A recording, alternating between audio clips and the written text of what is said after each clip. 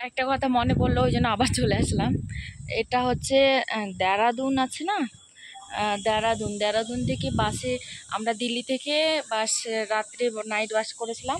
তো আমাদের 6টার দিকে দেরাদুন নামিয়ে দিয়েছে। ওখান থেকে আবার মারুতি বুক করে এখানে নিয়েছে তোমার 1600 টাকা নিয়েছে। তারপরে ওখান থেকে নামার পর ওই যে ওখানে নামিয়ে দিয়েছিল আমাদের ওই জায়গাটাতে। ওই যে দুটা তিনটে ট্যাঙ্কি দেখতে পাচ্ছ যে হোয়াইট কালারের, ওখানে নামিয়ে দিয়েছিল।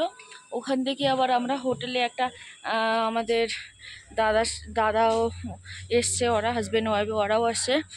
তো ওদের এটা পরিচিত ছিল হোটেলটা, আগেও এসে রেখে মানে থেকেছিল। তো ওখান থেকে আবার আমরা এই হোটেলে আসলাম। হোটেলের তো বলেই দিলাম 1800 টাকা নিয়েছে। এখন সিজন আছে ওই জন্য একটু বেশি নিচ্ছে। আর যখন সিজন থাকবে না তোমাদের কমও নিতে পারে, যেরকম মনে করো কি 1000 টাকাও আছে।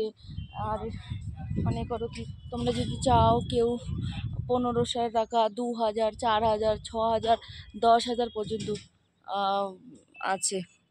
তো ওটাই বলে দিলাম কেমন করে আসতে হবে, কেমন করে আসতে চাও। তো অবশ্যই তোমরা ইয়ে করো, আমি বলে দিলাম তোমাদের। এখানে মনে করো 1 কদম 2 কদম গেলেই 200 টাকা রিক্সা, 100 টাকা রিক্সা নিচ্ছে।